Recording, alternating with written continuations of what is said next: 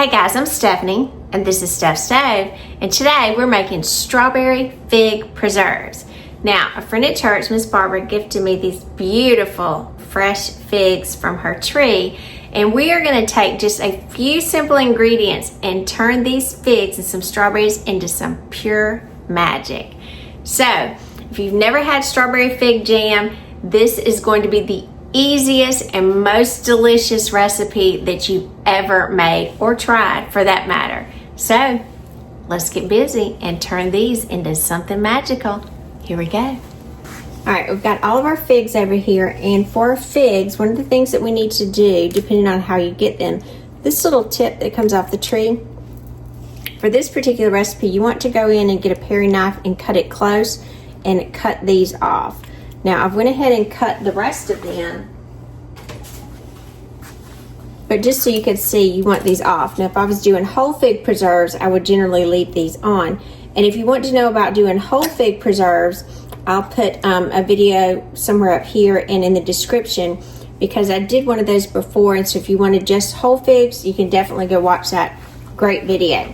All right, so for these, what we want to do, this is going to mimic more of strawberry preserves. So we're going to come in, and you can do this. You can cut these up. You can mash these. Have you never seen the inside? Isn't that a pretty fig? I don't peel these. I just cut these up, and you can see that they cut really easily. Some people use a potato masher, and you can mash these more. But I want to get these cut up, and I want to get to about 7 cups of fruit. So I've got my Pyrex batter bowl over here to the side. This is half of the figs that I received. So I've got some more if we need to level it off. But I'm going to keep cutting until I get these about 7 cups. So I'm going to speed this part along so you can see, and I'll get these cut up and we'll move on.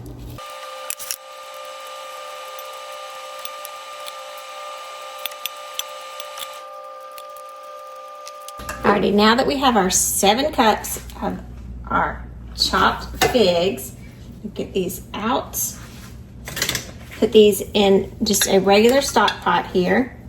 You want one that's got a heavy bottom to it, because we're going to be cooking these, and you certainly don't want anything sticking to the bottom. So, got our figs in there. And again, you can even, some people will blend these up. I prefer to have these a little chunky. As they start to cook, we'll begin to mash them down. Now, to our figs here, I want to add, this is half of a cup of lemon juice. This is not fresh lemon juice. This is lemon juice concentrate, because again, you can control the acidity in it. Fresh lemons, it's kind of hit or miss as far as the acidity level in this. Now, next thing, sugar. So for those of you that are not aware, preserves have lots of sugar. So this was 7 cups, and I'm going to measure this out. It's a 4-cup measuring cup here. This is going to have between 6 and 7 cups of sugar. And so again, some of us are going to panic because that's a lot of sugar. There's 4 cups. And I think I'm actually going to do like 6.5. 7 might be a little too much. 6 1/4. Because again, it's a lot of sugar that you're adding to it. And traditionally, that is something that is added to preserves. And some people will say, okay, I love this recipe. I want some fig preserves, but maybe I'm diabetic or I want to reduce the sugar content. You can use this with a sugar substitute, Splenda, or another, whatever your favorite substitute is. And then you would probably want to reduce this instead of quite as much sugar. You would probably want to bring it down, I would say like 5 or 4 cups, just because it tends to be, if you're using a sugar substitute, in my experience, it tends to be a little sweeter. So you may want to reduce it a little bit. All right, and I'm just going to kind of blend these together. And as you see, as I blend them together, the figs are going to start releasing a lot of their natural sugar, and pectin is going to be released. And mix this together. This is going to cook over medium heat. We want to kind of bring this up to a low boil here. And we're gonna stir every few minutes, but this is gonna cook over medium heat until we get that little low boil, and then we're gonna cook it for 15 additional minutes once it gets up to that low little boil. So, see you back in a few minutes. All right, we got us a nice little low boil going right now. So we got a little foam coming up here. So I'm just stirring it to kind of calm the boil down. And we are gonna continue to cook this for about 15 minutes. I'm just going to stir every so many minutes just to be sure that it doesn't stick to the bottom and that everything is getting distributed nicely. So you can see kind of what it looks like in there. All right, now while this is cooking, and again, I'm going to go ahead and set my timer for 15 minutes so that we know when our 15-minute time is up. So while this is going on, I went ahead and for my jars, I'm using pint jars for this, and I went ahead and washed my jars, and I've got the rings and the lids over here in a pot just staying warm. Then I'll move to the other side and I'll show you where the jars are. Now for my pint jars, they're in here, and this is my electric water bath canner. These have already been washed. And this is in warm water, and you do want to, so you can see them in here. It's got a little tray at the bottom. You need to fill them with the water. And what we're doing at this point, we're just keeping them warm. So I'm just gonna put the lid on it. And you can see that I've just got the temperature down here, the dial. I think I've got it about 160. So it's just gonna be a warming temperature at this point because we never wanna put our hot liquid into a cold jar. That will pretty much always crack and be a recipe for disaster. So our lids are going to be warm, our lids and rings are warming on the stove top, and our jars are warming in the canner while we're waiting for our strawberry fig jam to finish up. All right, our timer just went off, so this has been cooking 15 minutes. You can see this beautiful color within it. All of our figs are nice and soft. Now, if you wanted these mashed down even more, you could use a potato masher or something like that and just mash these down. But I like the little pieces in there personally, so I'm gonna leave these alone. Now, I'm gonna start for just a minute and go ahead and turn the heat off. The reason I'm continuing to stir is because obviously I don't need anything to settle while the heat is kind of going down on my stovetop. Or as I say a lot of time, my stove. I had a viewer comment on that, and I didn't realize people didn't know what I meant. But that's kind of a saying that my grandmother called the burners the stove eye. She said the eye is on or the eye is hot. So that's why I say it. So now you've probably been wondering, where's the strawberry element coming in? These don't actually have real strawberries in them. Now you can put real strawberries in them if you choose. But this particular recipe uses strawberry gelatin to go in here, strawberry Jell-O. You can use a generic form if you choose, but you're going to need, in this particular measurement size, 2 3-ounce packages, or if you could get a large 6-ounce package, you could definitely use that, of strawberry Jell-O. Ooh, gracious, that heat that hit it. Oh man. Can I smell that strawberry Jell-O? Whew. Wow. And look how bright. It smells just like strawberries right now. And what's really neat about this is the figs will take on a look of strawberries, and some people won't even realize that it's not strawberry jam. So we are going to stir this for just a minute. The heat is completely off. I'm going to take the pot off the heat in just a minute. We want the gelatin to be dissolved. We're not heating the gelatin and cooking it because our mixture is super hot now. But look at that beautiful, beautiful color there. See if I can get this up. Isn't that just gorgeous? Beautiful strawberry red color. All right, I moved over to the sink and I went ahead and I put my pot that had my lids and rings in it, as well as my canning funnel, just in here the sink to cool. I've got my figs, strawberry figs now. They're smelling delicious. I wanted them to cool slightly, let that gelatin start setting up. And then I went ahead and I turned back my canner just a little bit so I could open it easily. Always open it away from yourself, just in case you don't want that steam to get you. And then for this part, you're gonna need canning tongs, a ladle. I like kind of a little wide ladle there. My little tool to pick up my lids and rings. Something that is not metal to help debubble it. Clean cloth.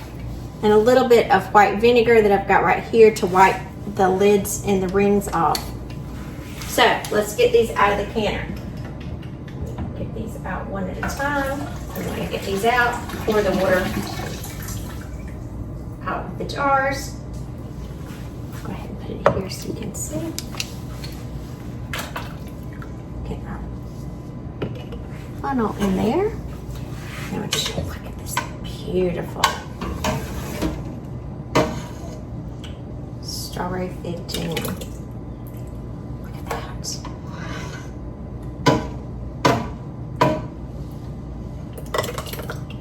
And we want to get about, I'd say, about 1/2 inch of headspace in here. And what that means is just the little top between the top of it, of our jam, and the little bottom lines there. You can get a tool to measure it, or you can just kind of, about to the bottom ring is about where we want to go. Usually I just eyeball it here. Okay, let's take that out. Set that right there for now so you can see that beautiful, and it is super hot, so be very careful as you're picking it up. So here's where our nice tool will come in. Whew, gracious. Because this water is hot, so let me get a ring out. One lid, make sure I don't have two stuck there. All right, that's our nice lids. This is little magnetized lid that can be right there to go on top. Before we put it on top, got my clean paper towel. I like to use this with a paper towel because I don't want anything on there, no lint from a cloth, and just wipe around the edges. We want to be sure we don't have anything that's going to inhibit the seal. Now the lid, and then the ring. And I'm going to get my cloth here because this is warm. And you want this, what I would call fingertip tight. So if you go a little bit, if you're in question, and go back, that'd be a perfect fingertip tight. Now I'm going to go through and we'll fill the rest of these with our jam and then get these in the canner. So there's one. Let's continue.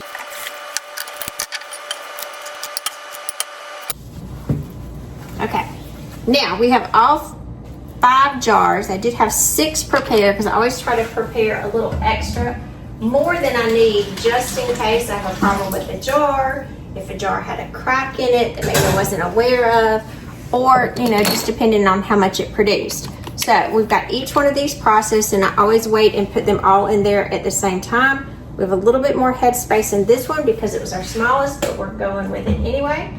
So I'm going to put these back in the canner. Try to place these evenly, and I'll show you what it looks like in just a minute once I get them all in there.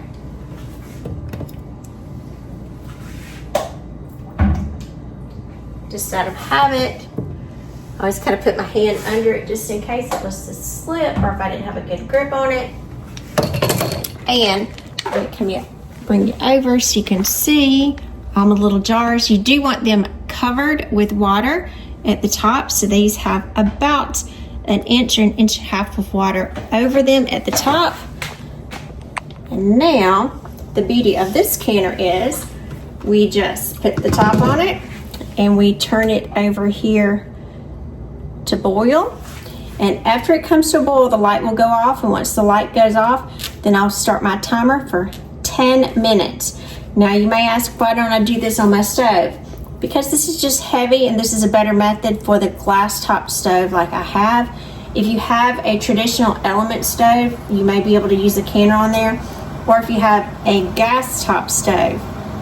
But again, if it's glass like mine is, it's just too much weight on there. So I made the plunge and purchased this earlier this year, and I absolutely love it. Because when we're finished, I'm going to open this spout and drain it all out. So, see you back in about 10 minutes. Alrighty, our timer has went off, so we want to turn our dial back all the way down off, unplug our electric canner,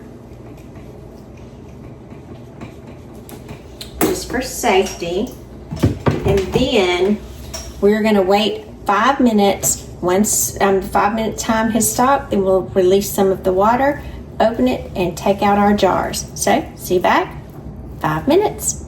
All right, here we go. It's been 5 minutes, and you always want to open this away from you. Make sure that it doesn't burn you. Section it in. Get our beautiful jars out.